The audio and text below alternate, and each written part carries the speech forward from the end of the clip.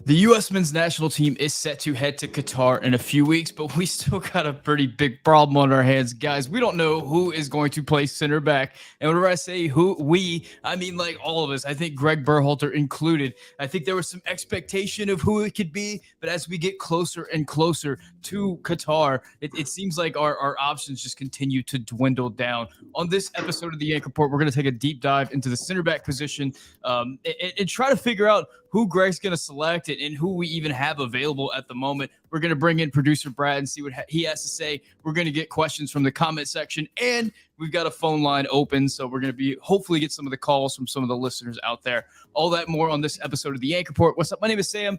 This is the Yank Report, the show we talk about all things American soccer. If you're into that, hit the like button, hit the subscribe button. If you're in the comment section right now, make sure that you hit the like button so that more people get to see this. All that and more on this episode. Now, before we get to Brad and we get to the center backs and all that, we're going to have a word from this week's sponsor.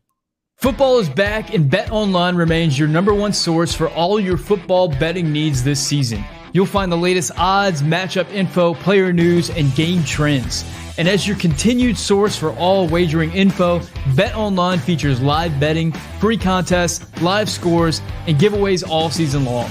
Always the fastest and easiest way to bet all your favorite sports and events like MLB, MMA, tennis, boxing, and even golf. Head to betonline.ag to join and receive your 100% welcome bonus with your first deposit. Make sure to use promo code BELIEVE to receive your rewards. Bet online, where the game starts. All right, boys. Now that we've run the ad, let's bring in producer Brad. Let's start the show. Brad, how are you doing on this Tuesday night live edition of the Yank Report? I was good until I started getting hate in the comments section. Jeez. Yeah, I mean, you hang around long enough on the internet, you're going to start getting that. So, welcome to the party. Yeah. Okay, we're talking about center back, so naturally I'm in not a great mood.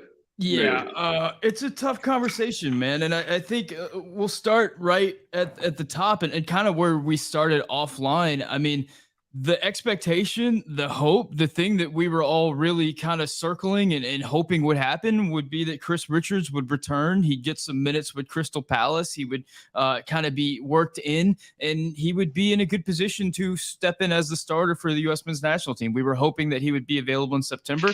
He wasn't. It seems like he's been week to week, and those weeks just keep piling up. And now here we are. I think we're 18 days away right now from the start of the World Cup, and it's still not looking like he's going to be getting on the field anytime for Crystal Palace. He's still not training with the team. How are you feeling about Chris Richards at this point? At this point, is he even an option to bring to Qatar? Remains to be seen.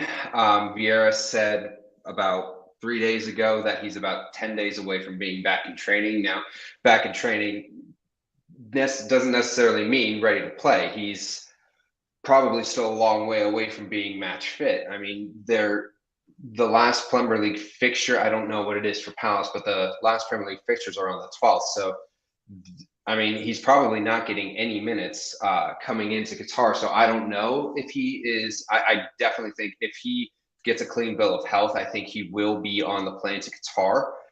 But I don't know if he is 90 minutes match fit. I actually highly doubt that he is 90 minutes match fit.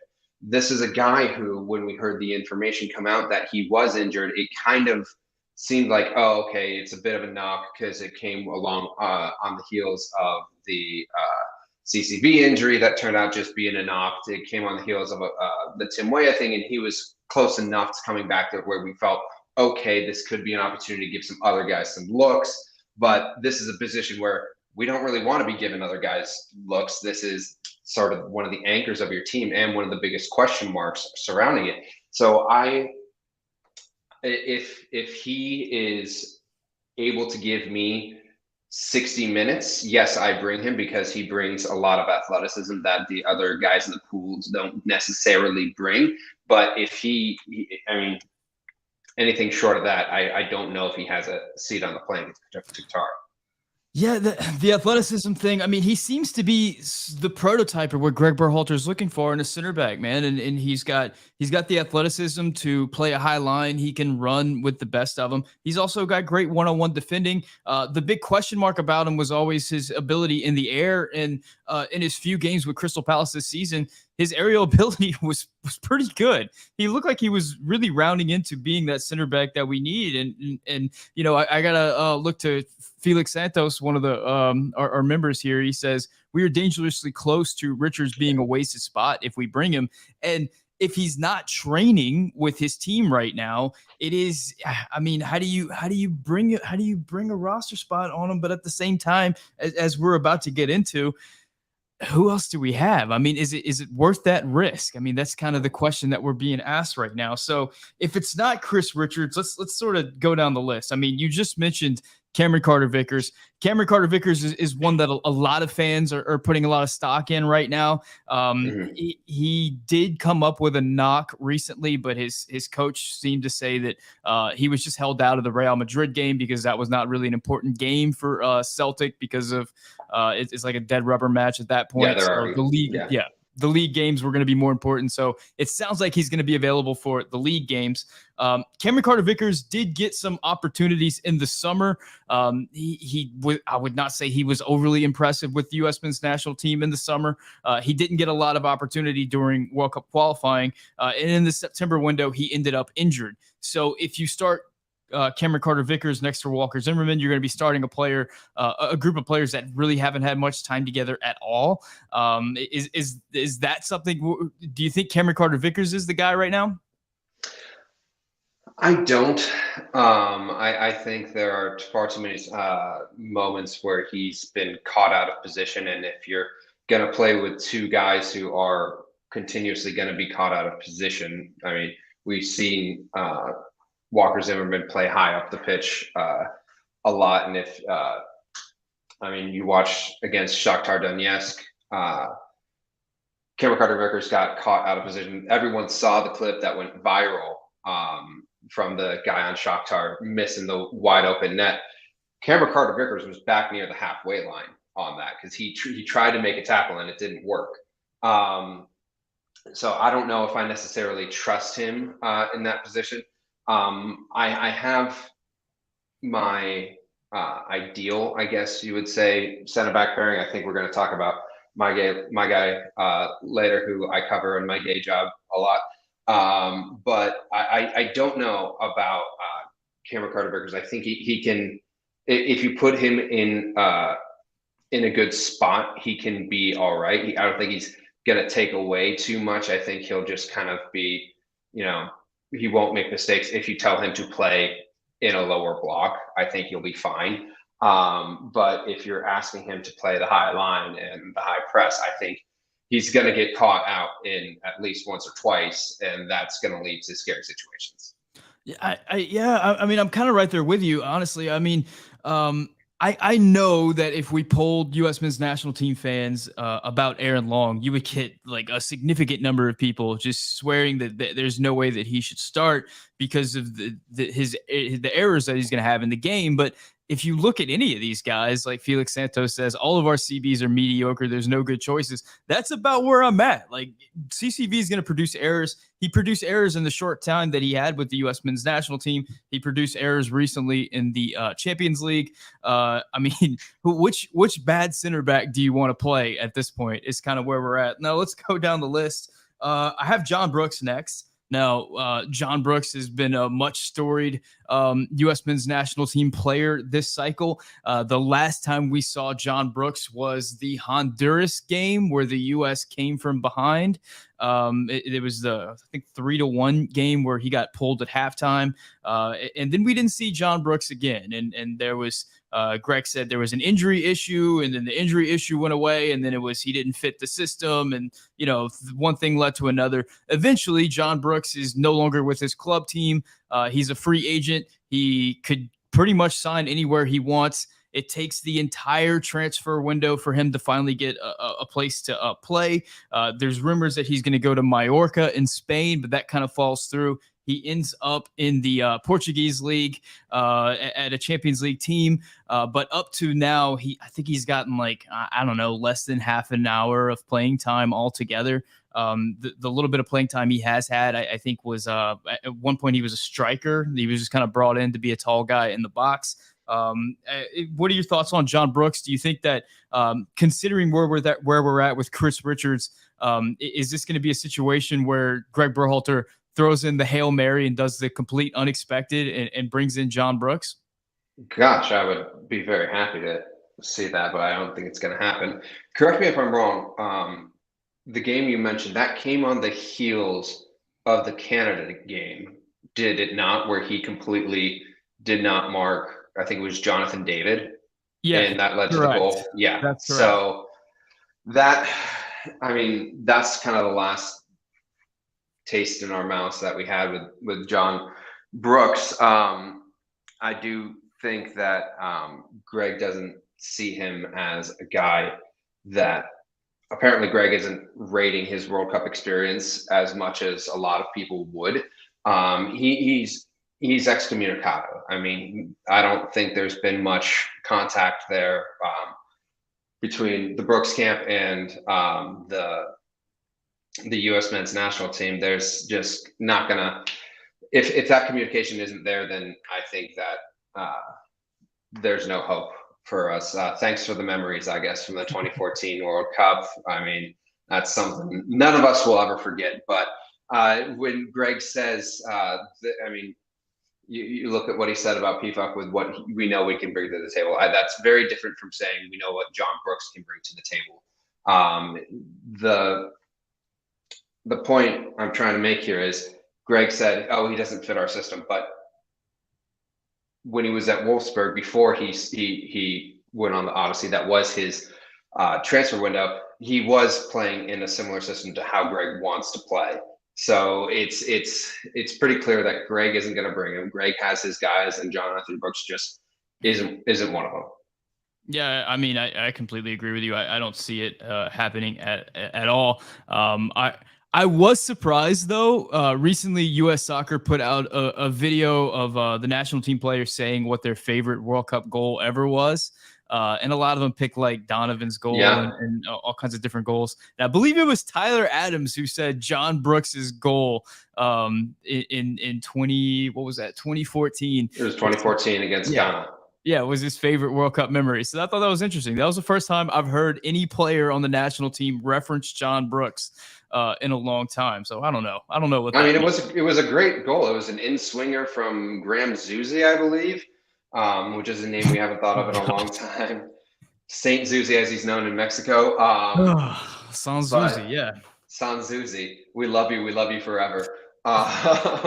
That's an all-time call. By the way, that is an all-time radio call, the Mexican radio broadcast of the U.S. national game. We love you forever, yeah. We love you forever. Yeah. All right, so if John Brooks isn't going to be the guy, I see S27 says Brooks and Sam Stokes as center backs. I don't think that's the best option. I mean, I'm already pretty much aged out of the pool to begin with. I don't know that I ever had the athleticism to play the high line. I'm not very tall. I don't think that I'd be great in the air. I certainly don't have the distribution necessary. I would take my name out of the hat. I mean, if Greg calls me up, I'll be honored to go. But I don't think that would be great for our nation. I might be too big of a fan of the national team to like accept a call up, you know, like I don't think that that's our best bet. I think Harry Kane and Mahet Taremi would like just absolutely love to see me on the field. I don't know if that's the best bet from S27. From one veteran that is no longer with the national team that kind of got dropped to another. Tim Ream is a player that has really come back into fashion. Tim Ream's a player that like I have been calling for in my mock rosters for a while now. I think he brings a lot of intangibles to the squad. He seems to be a really well-liked guy among the group. he's playing week in and week out for Fulham. He's the captain of the squad. He seems, I guess, arguably is our most informed center back at the highest level, but he hasn't been playing with the national team recently, probably for the same explanation that John Brooks hasn't been playing with the national team. He's not a very quick guy. He's not going to really play a high line. But, you know, if we're admitting that all of our center backs are pretty much mediocre and we're going to get mistakes from all of them, why not Tim Ream?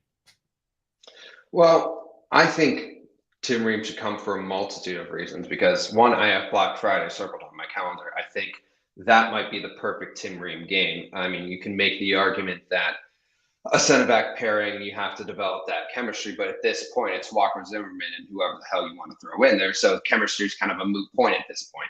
So Tim Ream has been at Fulham for a long time now. I looked up his caps the other day. He has 242, I believe. Wow. That's for impressive, Fulham. man. Now, that's very impressive, but it's also impressive when you consider the fact that they have played jump rope with relegation and promotion. He has been there. He has been consistent. The last time they got promoted, he wasn't starting in the Premiership. Now he is. He is their captain. He's the mainstay. He is the type of guy that you look on the pitch and you say, he's going to be there. He is my anchor. He is my rock, not only from a defensive standpoint, but from an emotional standpoint. And I think that's something that could be very, very, very valuable. Yes, I do believe in miracles. Mike Ruziani would be great at center back. I see that in the comments. But no, Tim Ream is one of those guys that is always level-headed, always knows when to say the right thing. And I think that is something that has been missing from this roster. But it's something to think about. Is the center backs are at least one of your center backs should be one of the lead communicators on the field, especially for the back line. Now, if you throw Tim Ream in there, is he that guy or is Walker that guy? I don't know. I think his partnership with Anthony Robinson would be a massive asset. I mean, A-Rob's going to be bombing up the field and leaving Tim Ream basically he has to stay back. He's not going to play in that high press. So there's a lot of interesting thoughts with Tim Ream. I think that the pros far outweigh the cons, at least at this point. I mean, the dude's having a career year. Our friend Alexi Lalas has said form is fallacy. This isn't form. This is a career year. There's a difference in that. This has been consistent. I've watched every single one of his games because of my day job. And he has had a few blunders, but he has always been consistent. He may not be the best player on the pitch, but he is always one of the most consistent players on the pitch. And that's what I'm looking for with our center back pairing. Yeah, I like what Burnman says. This is the first time Ream's not been out of his depth in EPL at 35. It's ironic. It's pretty crazy that he's gotten to this position in his career and suddenly he's having one of the best years ever. Let's move down the list. Next, we have Mark McKenzie. Now, Mark McKenzie is a player that actually started the cycle as one of the top guys. I mean, in the COVID friendlies, he was one of the players that took part in those. In Nations League, he was in that as well. Famous for the mistake that he had against Mexico. Was it Tecatito, I believe, that he turned the ball over to, and the U.S. goes down 1-0 Yes. pretty early on. Not too long after that, Mark McKenzie has an exit from the national team, and we don't see him for a while since. He's gotten an opportunity recently with some of the injuries. Mark McKenzie, he's a really good dude. I really enjoy his podcast. Seems to have a great personality, seems to be a great dude in the locker room. However, he's one of these guys that I feel like has just a catastrophic error in his game every game. He's a guy that with okay athleticism. He's a guy that's supposed to be really good with the ball at his feet and his decision making. But it is those errors that seem to be keeping him out of the national team lineup. And one of the reasons why he's kind of struggled to really solidify himself over at Genk in Belgium.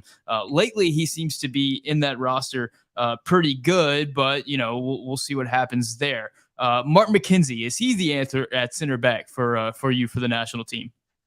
He's an option. I don't know if he's the answer. I don't really know if any of these guys are the answer. I think he fell off because his club situation was so wonky there. He wound up getting a few transfers, but he was at Brugge, I believe, and was there another stop in there before he landed at Genk? I can't remember. I thought it was just from Philly to Genk. I don't remember him being No, anywhere else. he was at Brugge for Club Brugge for a second. But since the September camp, I've got Fatma pulled out up here. He has been 90 minutes, 7.2 rating, 90 minutes, 7.8 rating. I mean, he has been consistent. It just seems sometimes like when the lights are on and everything's a little too bright, he'll make one bonehead mistake, and in the World Cup, that mistake can kill you. All right, athleticism. I think he's a pretty good locker room guy as well. I don't know if you bring him. I think I can't remember how many minutes he got in the September window, but it wasn't that much. But I mean, he was a substitute in the Japan game, I believe, and I believe was he substitute in Japan game or the Saudi game or both of them? I can't recall. I really can't recall. Those games are live so sadly in my memory. It's hard for me to remember, but I don't think he started either of those games. I think he came in both of them. Yeah, I could be wrong. I don't know. The one bonehead mistake per game will kill you in this World Cup, and when you only have 3 games to make it through, it's too big of a risk for me. Yeah, Artificial Joe says McKenzie is the Zach Steffen of our center backs, and that's a pretty good description, man. That's pretty fair. Gosh, we're just going down the list right now, and it's just like we've dismissed center back after center back after center back. We got to bring some center backs, right? Like, yeah. I mean, Walker Someone Zimmerman has to be out there. Himself. All right, let's. We haven't done Aaron Long yet, so let's do Aaron Long. So Aaron Long is a player that was one of the top center backs for the national team for a long time. He gets an injury that sees him miss a significant amount of time. Whenever he comes back, before he comes back, actually, Greg brings him along to a national team camp just to be a guy in the locker room and kind of get reacclimated to the group. He returns to the New York Red Bulls, and he's just not quite the same as he used to be.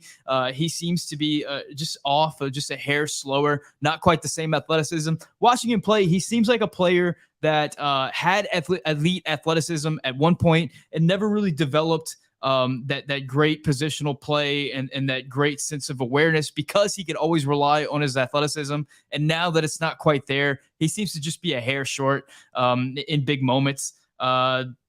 He has also found himself in a situation where he returns from injury right at this moment in time where so many center back options are out for the U.S. men's national team, which puts him back in the spotlight, puts him back in the starting position for the U.S. men's national team and Greg Berhalter.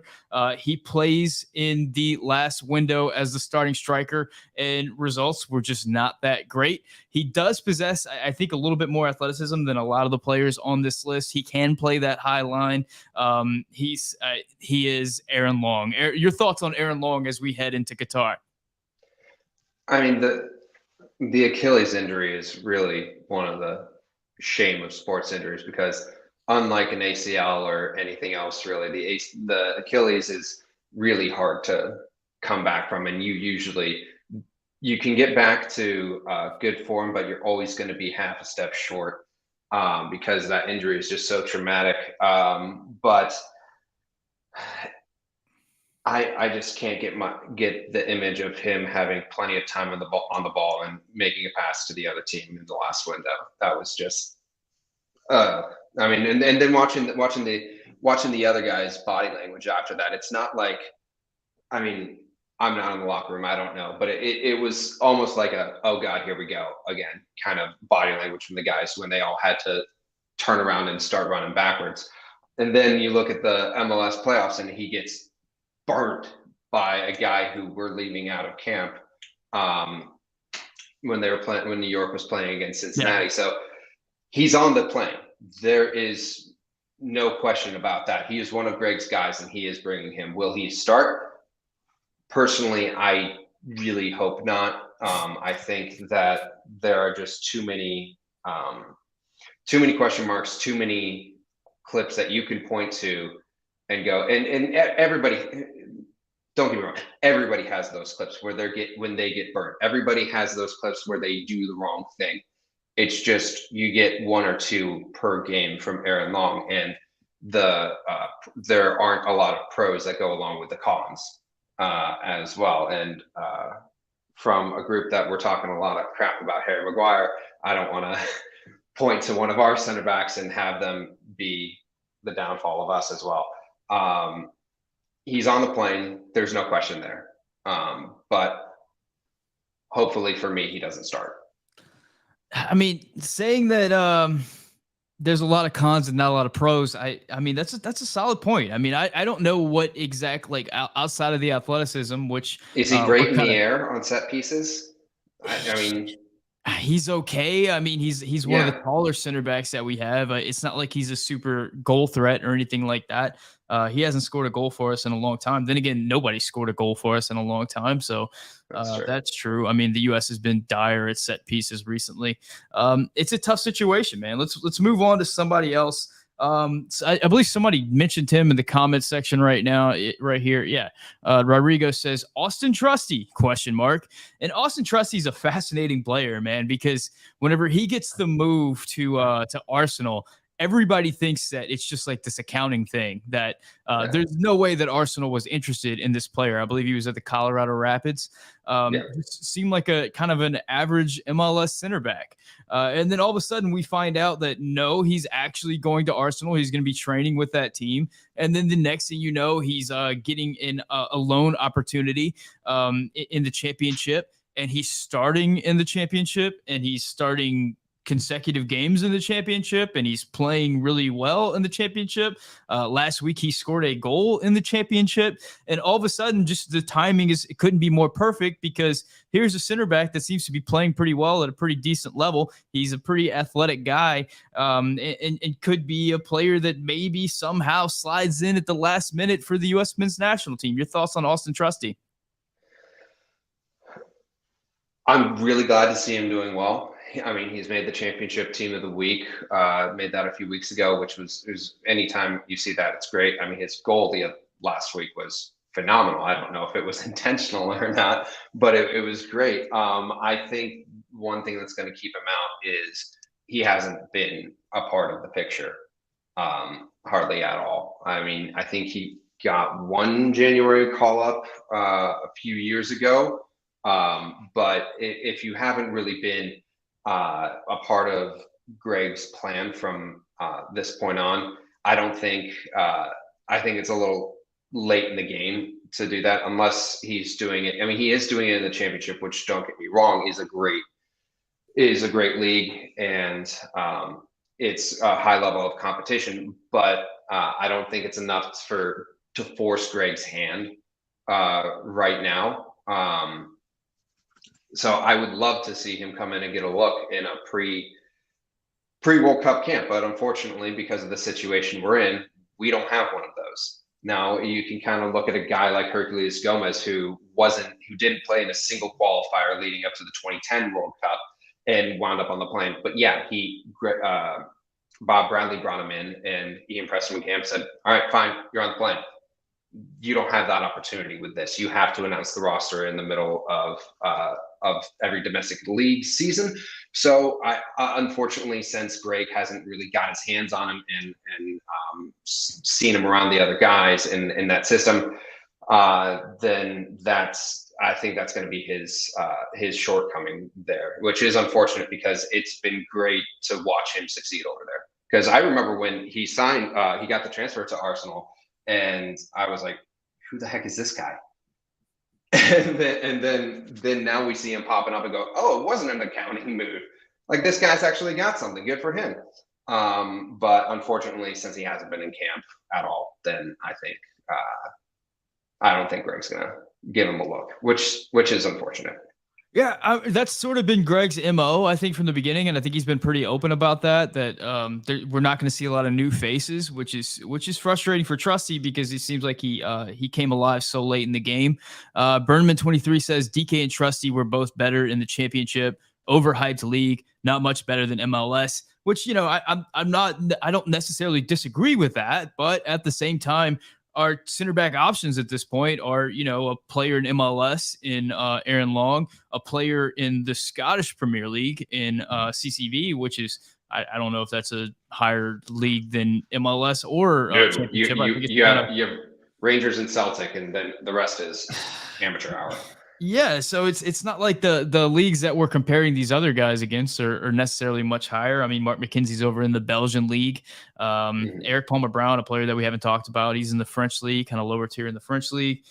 It's just there's just not a great option. Now, speaking of the Scottish Premier League, there's another guy, a player that actually has been in the mix with the national team at times, hasn't been in the mix for a long time, but he is a player that's getting a lot of playing time in the Scottish Premier League. He is James Sands. Now, James Sands plays the position a little bit differently than a lot of these guys. If we remember during the Gold Cup, he was mostly utilized in a three-man back line, and that seems to be his skill set. He's a player that's very good with the ball at his feet. He's not a very big guy, not a dominant presence in the air, not a very physical tackler or anything like that. But I wonder if Greg would trust him in a four-man back line. But I think in a three-man back line, he could definitely be an option, which potentially could be something we see. I don't know. Where do you think James Sands ranks? But I mean, James Sands made a lot of headlines because he appeared in that picture with Malik Tillman, James Sands, and CCV following the Old Firm game.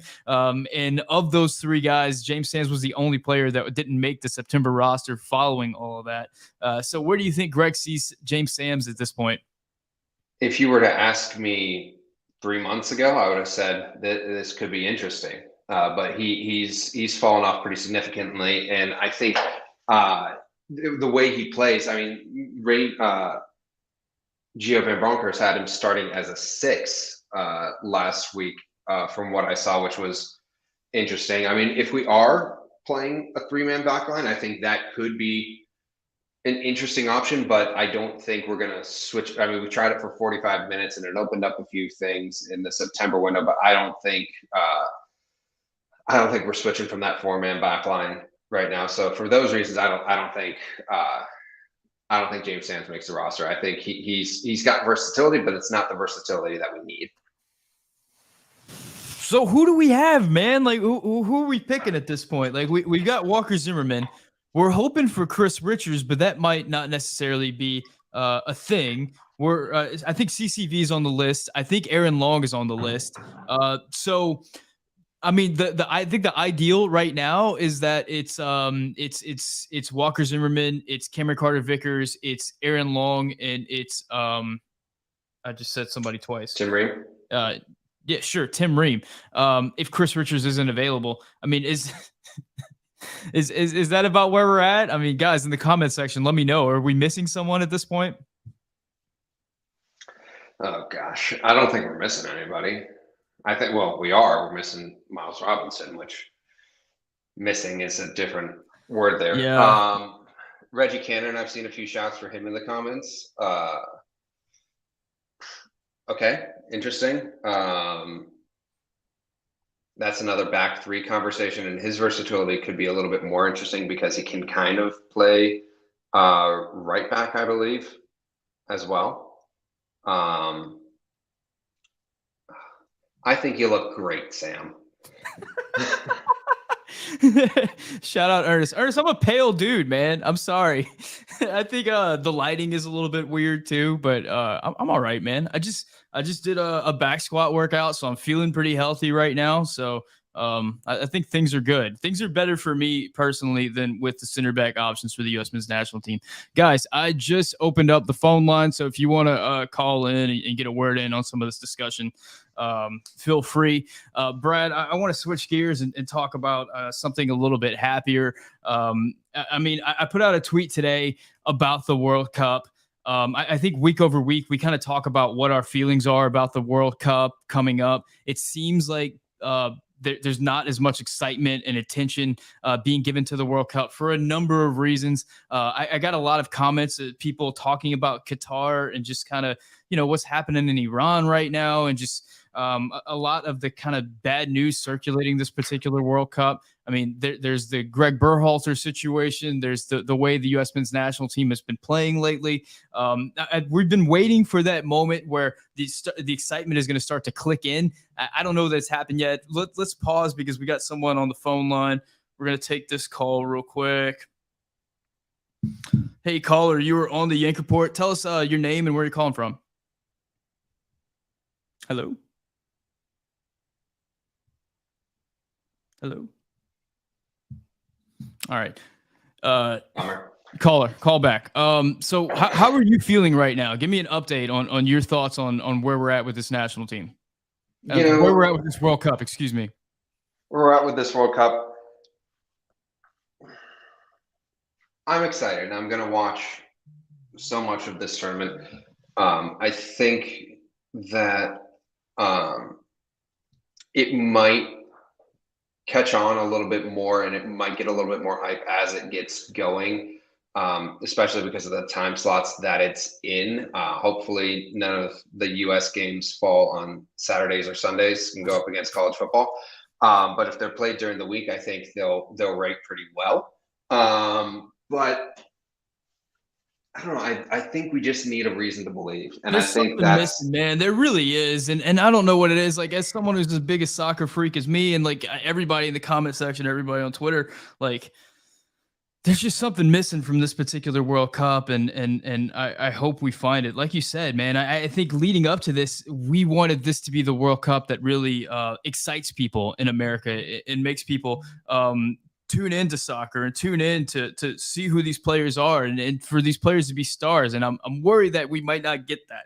Let's see if we can give this caller another shot. Caller, you're on. Tell me your name and where you're calling from. Hello? Caller? Yeah, it's not working out with this caller. Yeah, anyway, man. I don't know what the deal is. Like, actually talk whenever you call. I don't know. Yeah. I don't know. I don't know.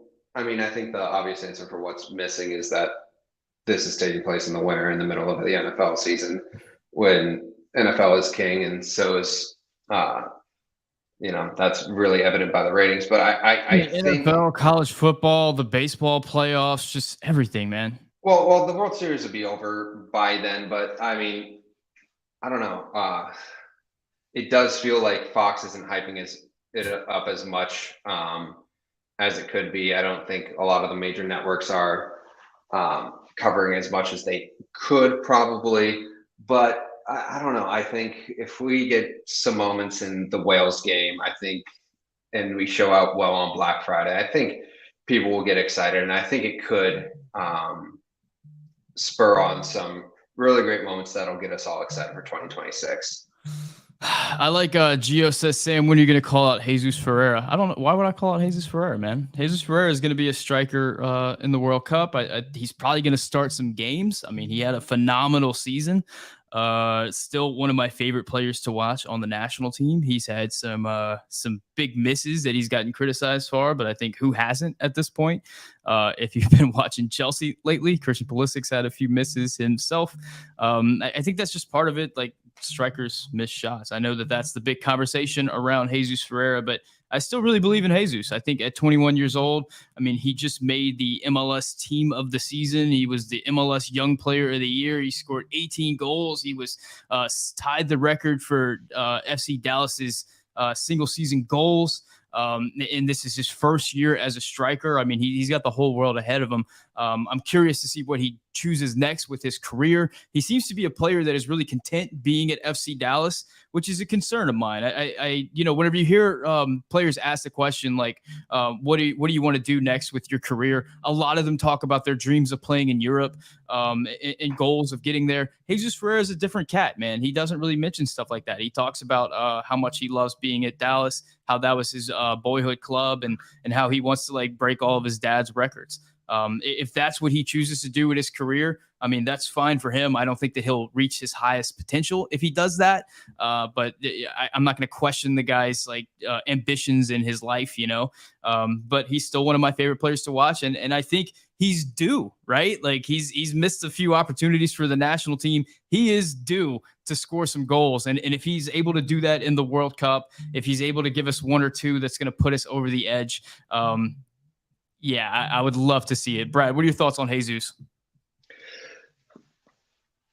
I'm hoping he's one of those dudes that just needs to see the ball hit the back of the net and then he'll go on a tear. But I don't know. I don't know if he's that guy right now. I think if Luca De La Torre, I'm sorry, not Luca De La Torre. I just saw someone call out Luca in the Josh Sargent or Ricardo Pepi. I think Ricardo Pepi is the guy right now. I think Greg likes him in the system that he play and that we're playing, and he's been on fire recently.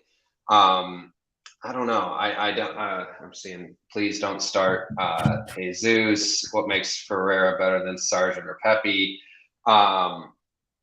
I think our system, the 4-3-3, calls for more of a number 9, which is not what he was playing for Dallas. A true number 9. He was playing more of a false 9. Even on the graphic for team of the year, they didn't have him up top at the 9.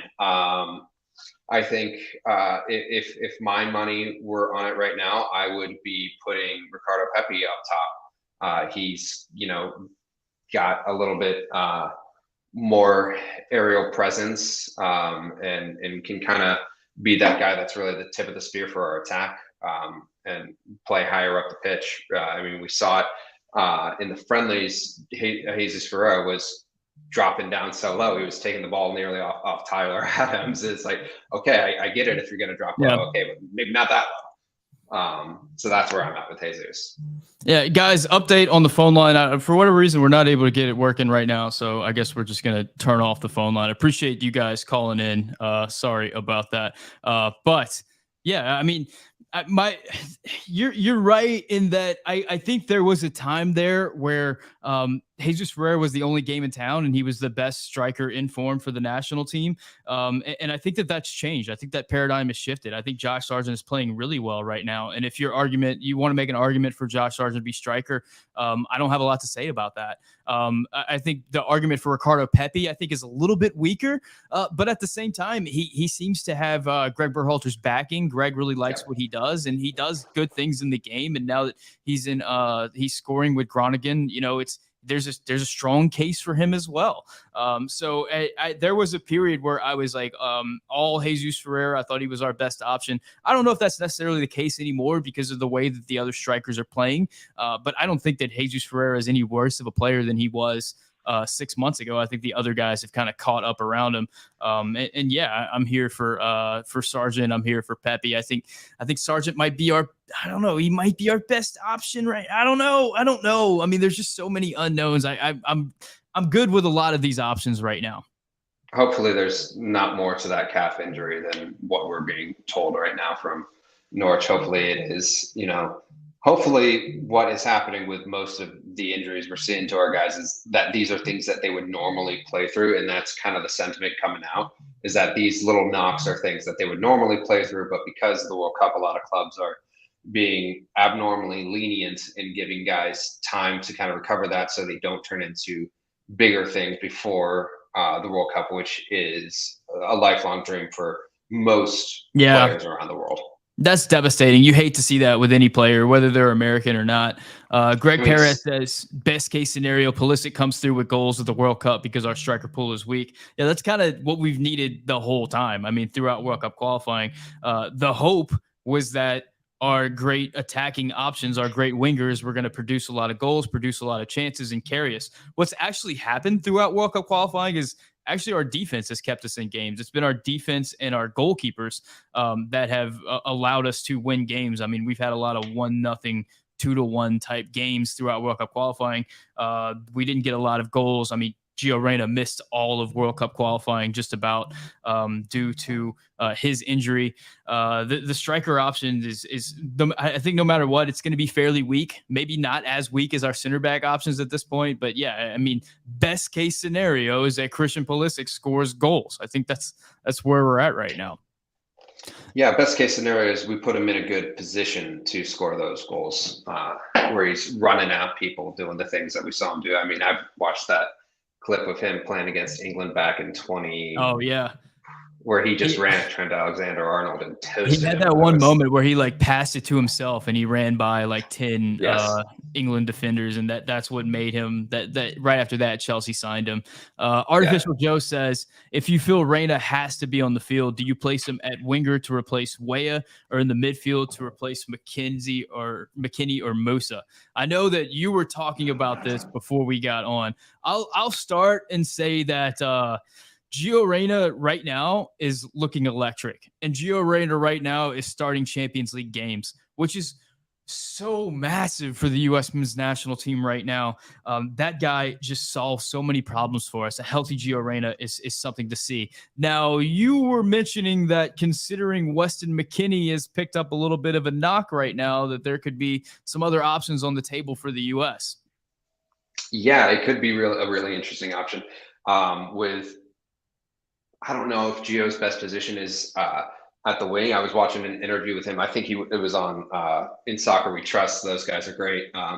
Give them a listen as well. They asked him, what's your favorite position? And he was very clear. He likes being at the 10. Yeah. And I think that could be a really interesting position if we bring him more centrally and have Musa and Adams play in a double pivot.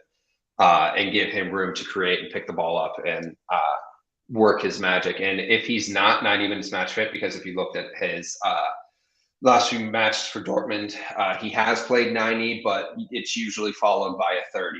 And then usually that one's followed by a 60. There's a bit of a pattern there. If you take him off at 60, throw on Brendan Aronson and have that little Badger just run at people during the back third of a game, that would be electric. Are you kidding me? I mean, you saw it. I mean, watching Leeds this weekend, you see a lot of people will call it luck, but when it's happened twice within the first third of a season of a top team's defense making a big mistake, like they did in the Chelsea game, and like Liverpool did this last week, that's making your own luck.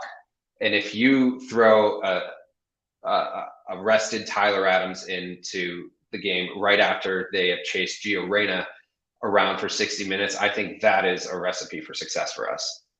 Yeah, I saw the guys over at the Scuff podcast made headlines because they put out a lineup where Christian Pulisic was actually starting on the bench, which is something. And to be fair, I mean, in the games for Chelsea, Christian has come on as a substitute and been absolutely electric. And we've seen that throughout his career, that coaches have started him on the bench to come on late in games. I don't know if we can afford that at this point. You know, one thing that we haven't talked about, and I see Artificial Joe just mentioned his name, so I'll put him up.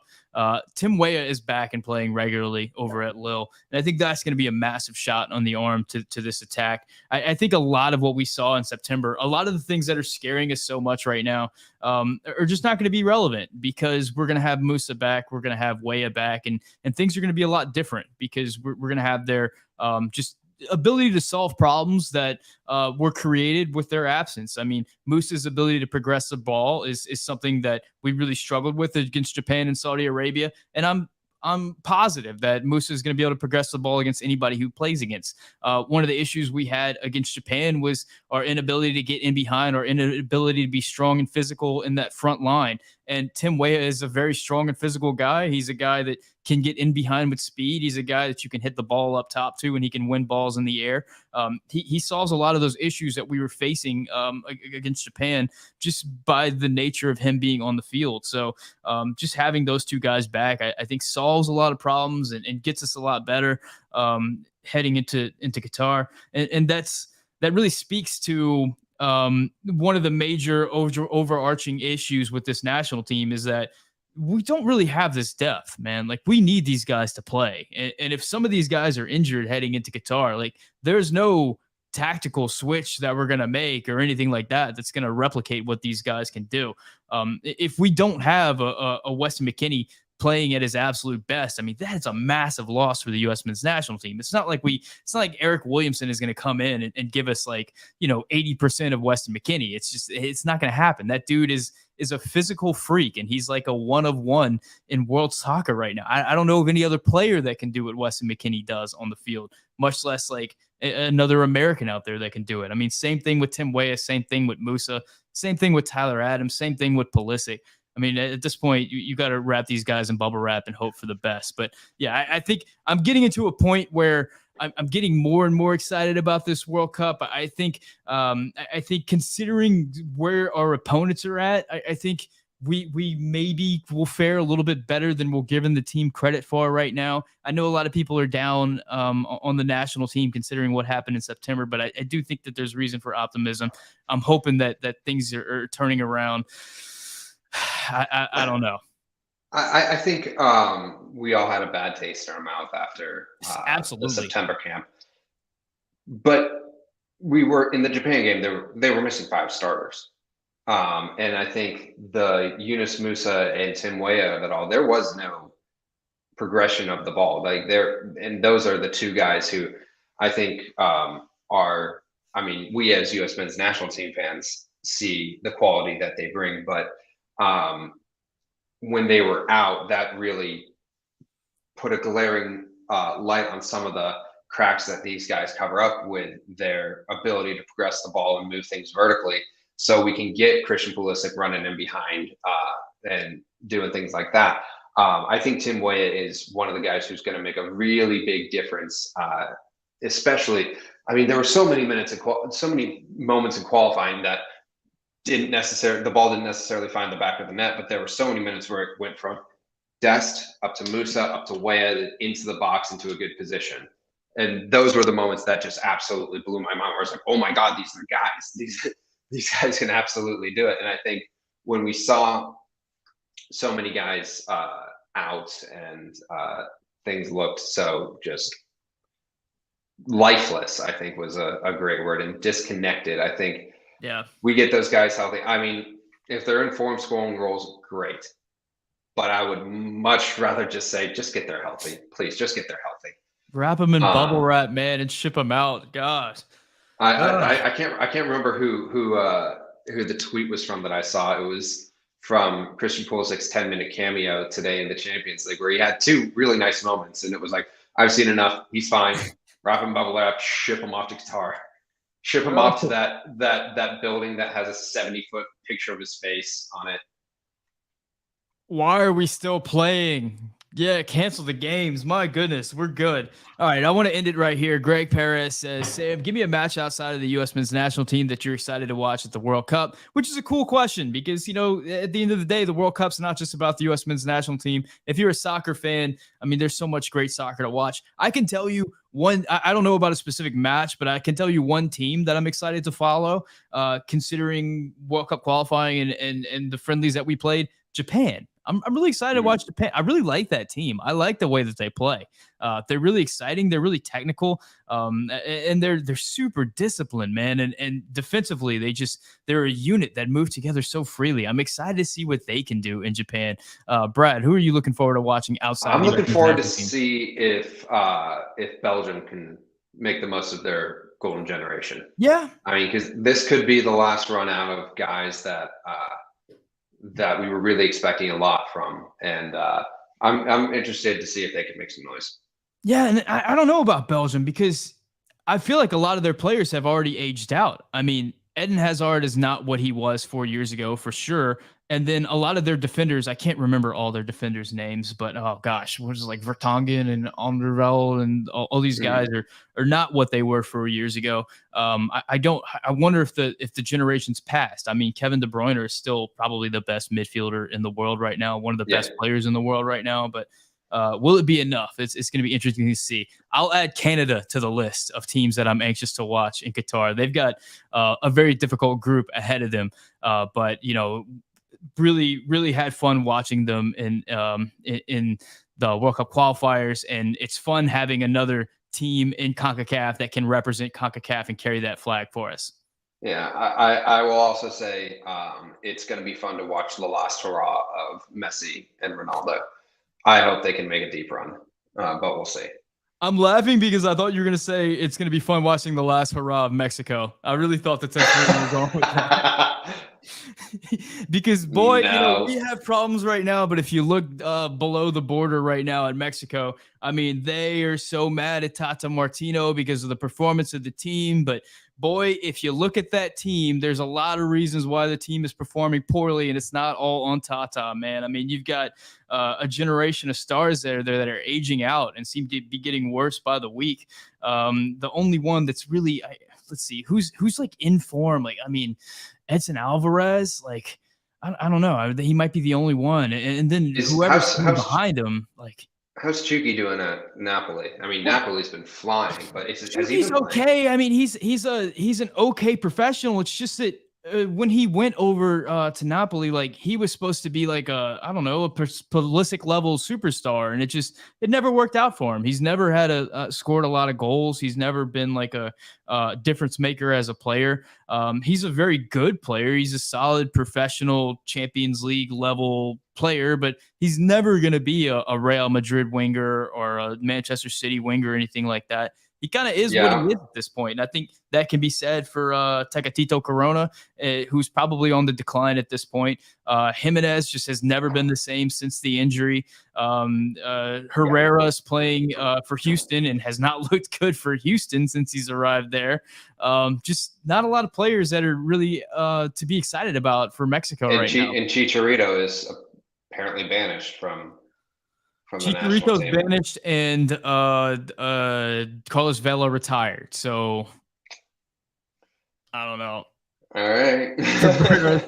Cabrera says Diego Lainez, which is going to be an interesting one. I have a feeling Lainez is going to be playing in MLS relatively soon. It seems like there's a big opportunity for him there. I don't know how much more he's going to be doing. And who knows? Who knows? It's not a player that I watch a ton of, but another player that was really hyped up by the Mexican soccer machine and has not really come through. I mean, I don't know.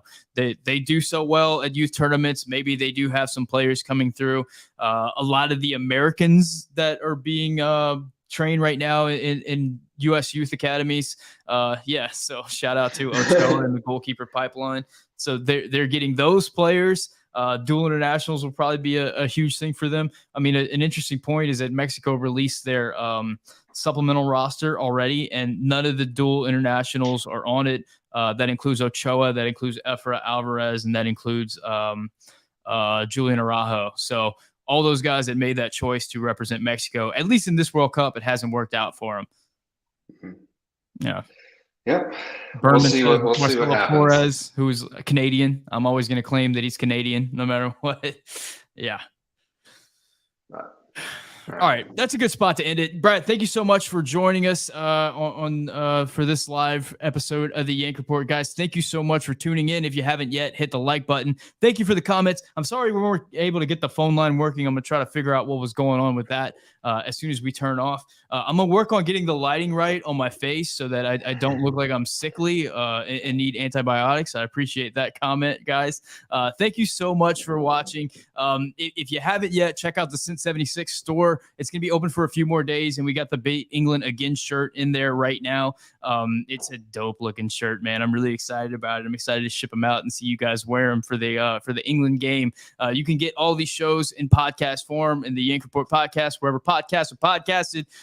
If you appreciate the show, if you want to support the channel, you can hit the subscribe button. You can hit the like button. And also, if you really want to support the channel, you can become a member like Felix Santos. Shout out to Felix. The members directly support the Yank Report and help us keep making the content.